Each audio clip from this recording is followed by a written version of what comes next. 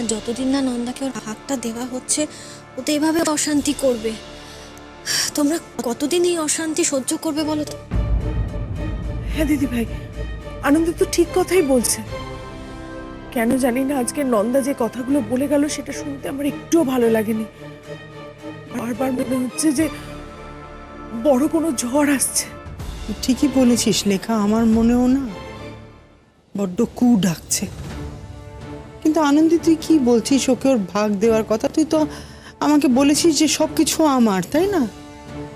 তাই আমিও তোকে বলে রাখলাম যে ওকে আমি সমস্ত সমস্ত সম্পত্তি থেকে ওকে আমি বেদখল করব, ওকে আমি এক কানা করিও দেব না। এরমটা বলতে নেই মা, তুমি একটু শান্ত হও। আমি ঠিক আছে, আমি আগে সবকিছুর একটা ভ্যালুয়েশন তৈরি করি। হ্যাঁ, আমি একটা ভ্যালুয়েশন তৈরি করি, তারপরে যেভাবে হোক আমি আগে ওর ভাগটা ওকে দিয়ে দেবো। ঠিক আছে মা? তুই কি ভাবছিস একবার দিয়েই তুই ওকে থামাতে পারবি? ওর চাহিদা তুই মেটাতে পারবি? এতদিনে এই চিনলি তুই নন্দাকে?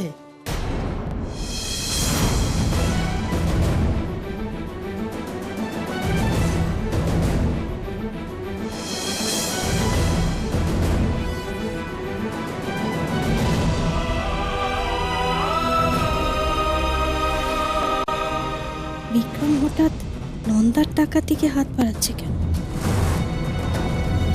নন্দাটাও তো বোকা, কিন্তু বিক্রমের আসল মতলবটা কি?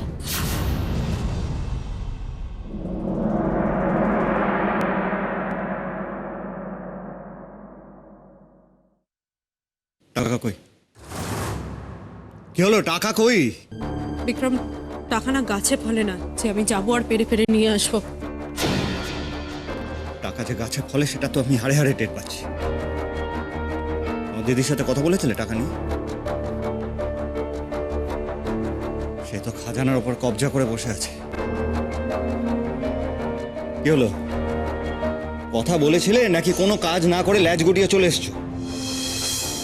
এই ঠিক আর কতবার এই টাকা চাওয়ার বাহানায় ওই বাপের বাড়ি যাবে বলো তো? না না, টাকা কি চাইছো আদেও, নাকি খালি আমার গাড়ি তেল ধ্বংস করে ও বাড়িতে বড় লোকি চাল দেখাতে যাচ্ছ? বিক্রম, আমি তোমাকে বলেছিলাম না যে আগের দিন আমি মাকে বলে এসেছিলাম টাকার কথা, কিন্তু মা দিদিকে কিছু জানায়নি। আজ দিদি ছিল, আমি ডাইরেক্টলি দিদিকে বলে এসেছি। বাহ, ওয়ান্ডারফুল। তা টাকাটা কি বেরোচ্ছে নাকি কথা বলা বলিতেই থেকে যাবে? বিক্রম, আমি বলেছি তো টাকা এনে দেবো, এনে দেবো। আমি কবে? কবে বলো, কবে? আরে সামান্য কয়েকটা টাকা বাপের বাড়ি থেকে জোগাড় করার মুরদ নেই যখন, তখন একের পর এক আমার ফিনান্সারদের তাড়ানো সাহস হয় কি করে? বিক্রম, টাকা জোগাড় করতে টাইম লাগে। হ্যাঁ, আর তোমার ফিনান্সাররাও একদিনে এসে তোমার হাতে টাকা তুলে দিচ্ছিল না।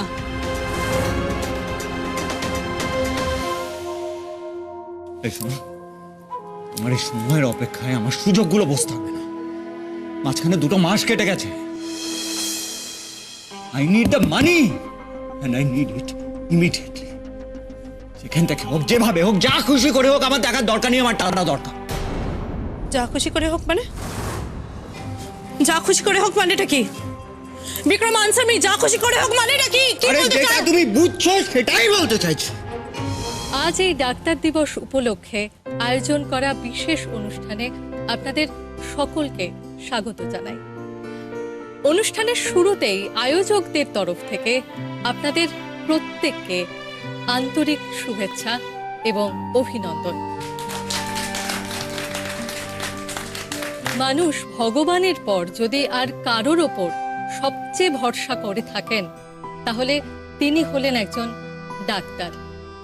সাধারণ মানুষের এই ভরসা, এই এক্সপেকটেশনের সম্মান প্রতি মুহূর্তে যারা দিয়ে যাচ্ছেন, তারা ডাক্তারি পেশার সঙ্গে যুক্ত সকল মানুষ। এবার আমরা সম্মান জানাবো আমাদের সকলের প্রিয় ডক্টর অনুভব মৈত্রকে।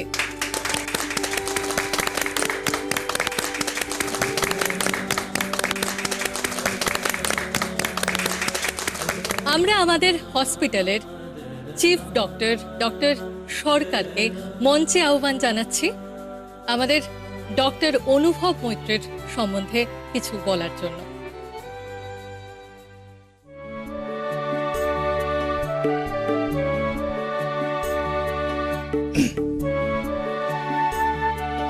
এরকম অনুষ্ঠান খুব কম হয়, আমরা খুব কম সুযোগ পাই কাউকে এরকম অনুষ্ঠানে সম্বর্ধনা জানাতে। আজকের অকেশনটা শুধুমাত্র ডক্টর মৈত্রকে সম্মান জানানো নয়, আজকের অনুষ্ঠানটা সম্মান জানানো কখনো হার না মানা মানসিকতাকে, যা নাকি মানুষকে কঠিন থেকে কঠিনতর চ্যালেঞ্জের মুখে জিতিয়ে দেয়।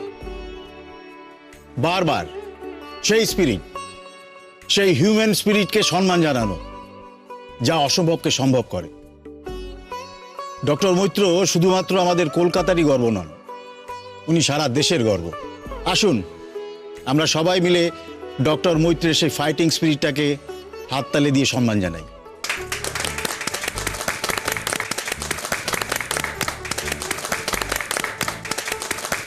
কিন্তু শুধুমাত্র এটাই তো ডক্টর অনুভব মৈত্র নন।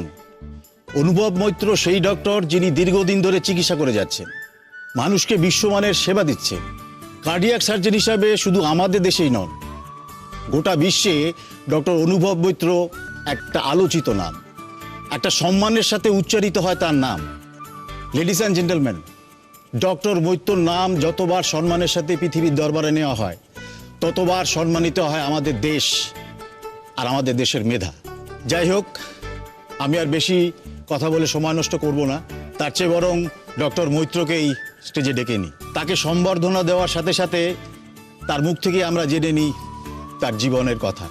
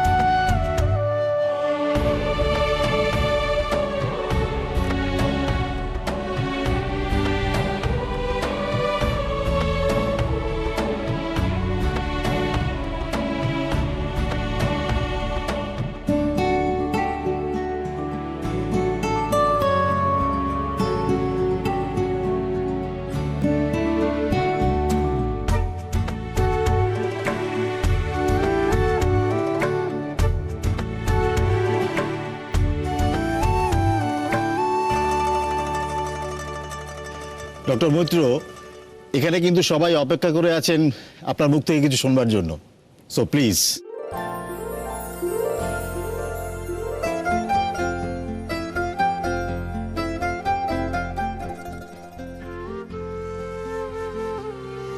এখানে উপস্থিত সকলকে আমার নমস্কার এবং ধন্যবাদ।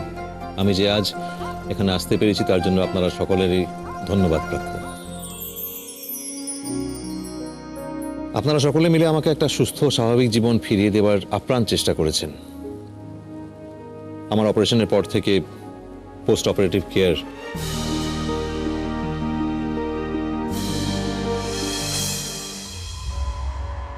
ব্যাপারটা ঠিক কি হচ্ছে বুঝতে পারছি না তো।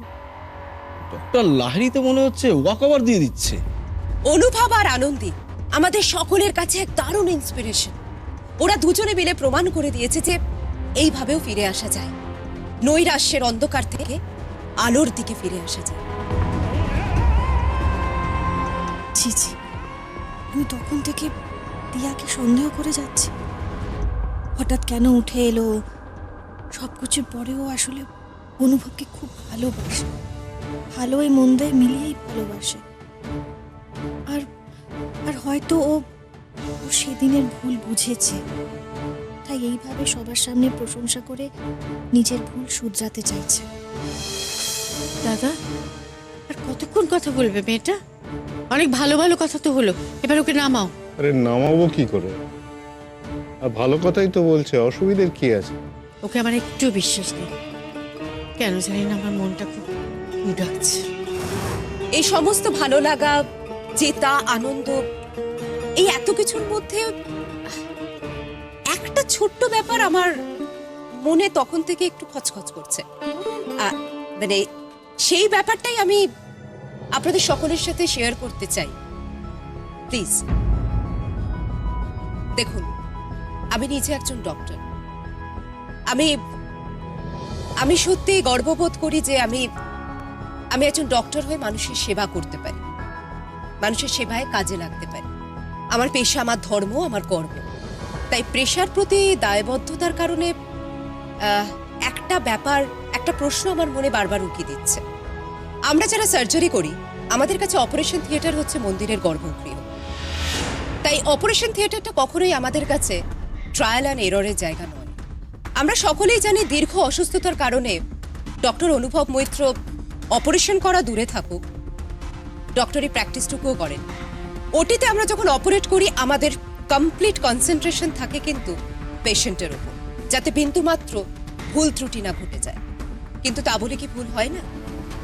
নিশ্চয়ই ভুল আমাদেরও হয়, কারণ আমরাও মানুষ। অপারেশন থিয়েটারে ভুল আমাদেরও হতে পারে, কখনো কখনো সেটা হয়েও যায়। কিন্তু তাও অপারেশন থিয়েটারকে আমরা কখনোই নেট প্র্যাকটিস বা রাফ খাতা হিসেবে ব্যবহার করি। যদি সেটাই করি তাহলে নিজেকে আমি ডক্টর বলার জায়গায় থাকি। সেদিন আমাদের হসপিটালে ছোট্ট পেশেন্ট আমিনুলের ওপর ডক্টর অনুভব মৈত্র এক দারুণ মেজর অপারেশন করে সাকসেসফুল হয়।